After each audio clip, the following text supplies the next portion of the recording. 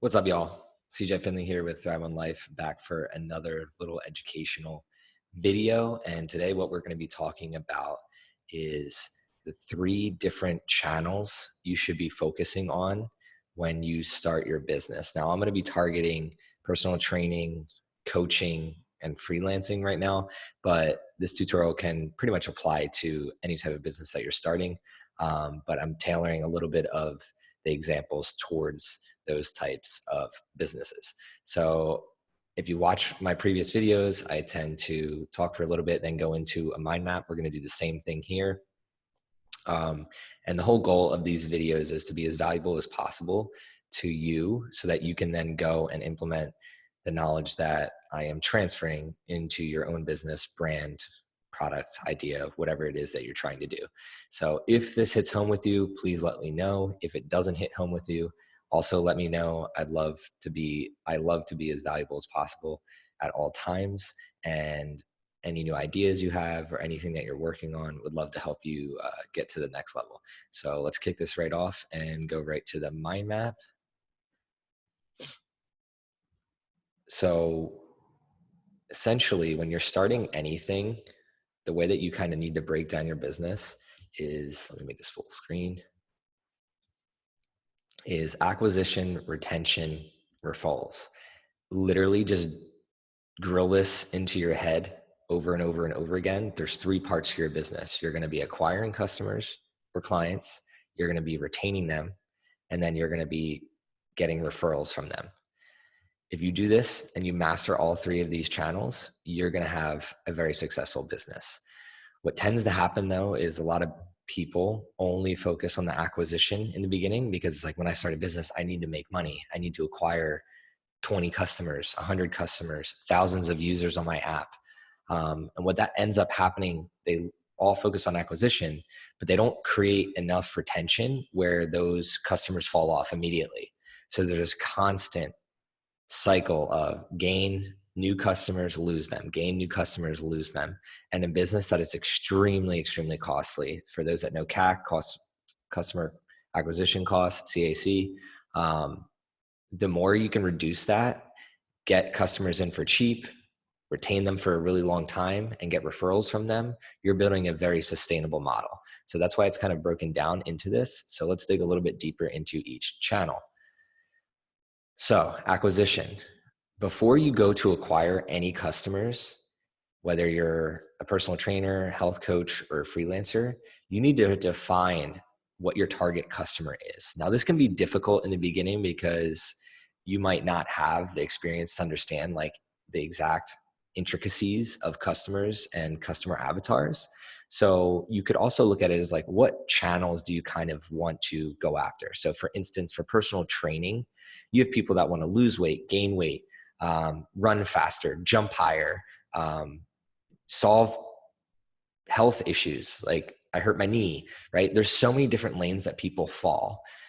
Now, what you want to find out is, one, which one fires you up the most, because that's the one you're going to be consistent with. And that's the one you kind of want to stick in and try first. But you also, if something that fires you up, only 1 out of 100 people are struggling with that, you're probably not going to have the momentum in your business at first. So for example, a personal trainer, a lot of people want to lose weight. A lot of people want to get stronger. So you definitely want to target that channel first. And then once you get into that channel, start finding your niche, and you base this niche around a specific problem you're solving. So in the beginning, it could be, okay, I help people lose weight, right? But you're going to take on clients from ages 20 to 60. And then as you go into that, you're eventually might find a niche of, I help 25-year-olds in college that just got out of college, that are young professionals, lose weight. And that could become your go-to. But you're not going to know that in the very beginning of your business. So in your initial acquisition, focus on one problem or a couple problems that are broad, and then get enough traction and momentum there, and then start dialing into the exact target customer you want. So on top of this, when you're thinking about your target customer, you can also be solving problems right from your cell phone or your laptop. You need to be posting on all social media platforms about how you're solving problems for yourself and others. This will boost your SEO when anyone Googles your name or brand. So we're going to run through a quick example right here where, and I've done this before, go to Google and just Google your name, right?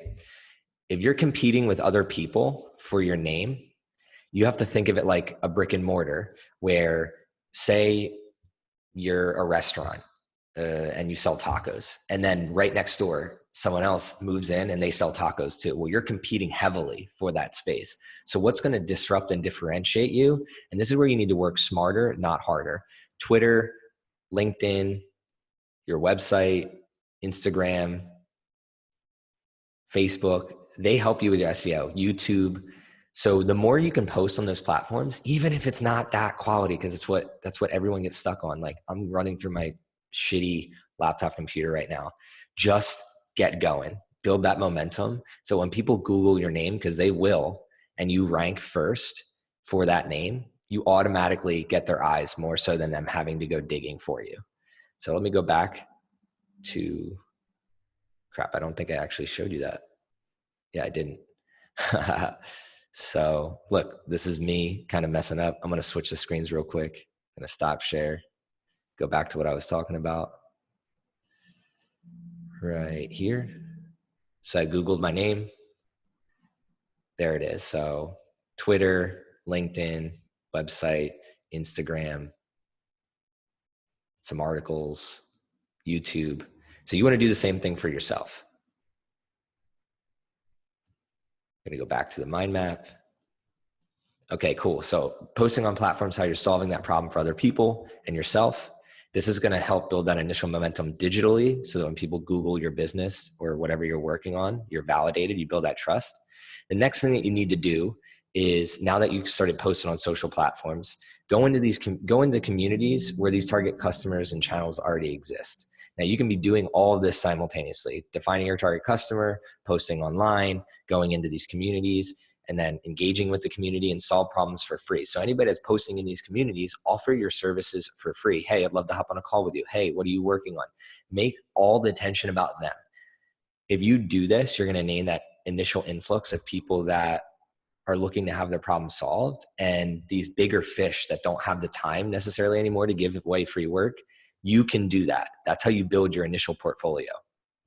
And what eventually ends up happening is someone will come to you to ask for your advice.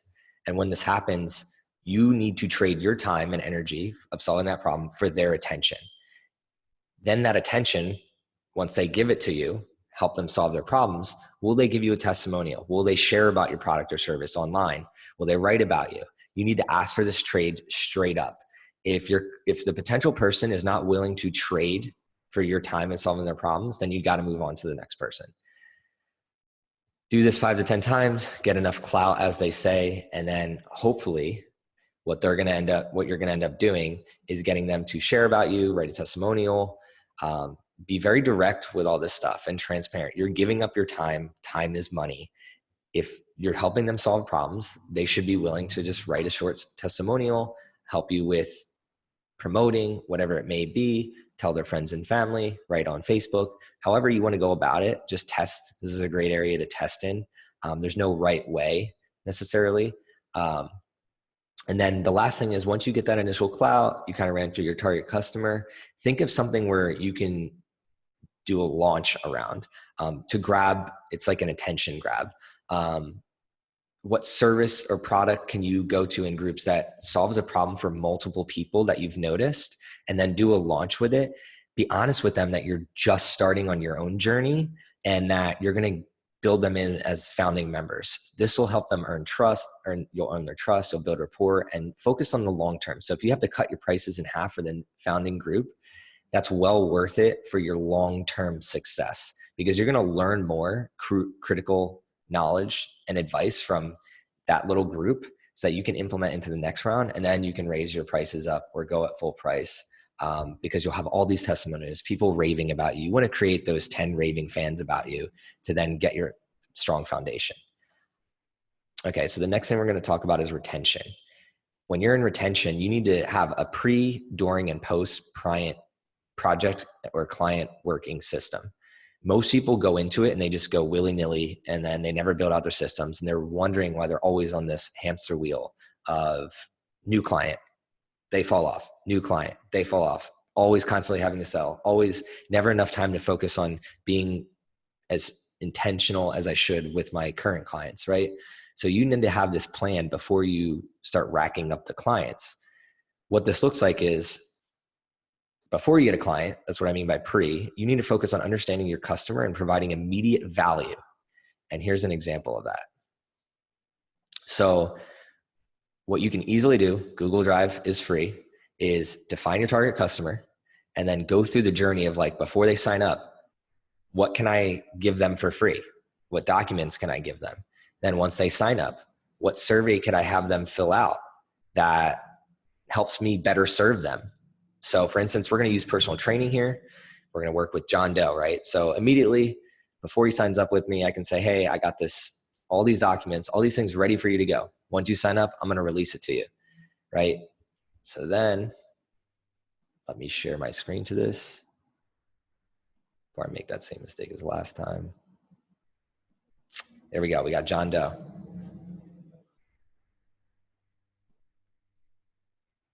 And if my internet will work, we're going to click on them. Cool. So once we go through this, you can see I didn't fully build this out. I just wanted to show you an example. But we have contract and documents, fitness video tips, Google surveys, health statistics, nutrition documents, right? So let's go to health statistics. So for personal training, what I'm going to want to know is his initial stats, right? So when you click on this, and again, I don't know what's up with my internet right now. Typical tech, man. Doesn't work when you need it to. But okay, so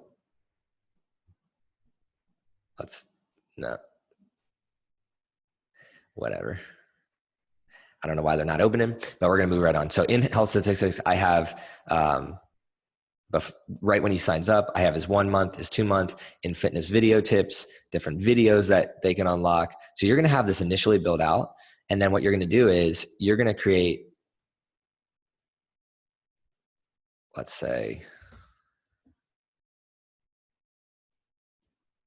it's really not working. So you're going to create client 1, client 2, client 3, client 4, client 5, so that the max amount of clients that you can have, just build them out so you already have them. So that by the time you rack up a new client, you're already going to have it sitting there waiting for them, right? So instead of like what most people do is as soon as they get a new client, they put the contracts together and they keep doing the same work over and over and over again.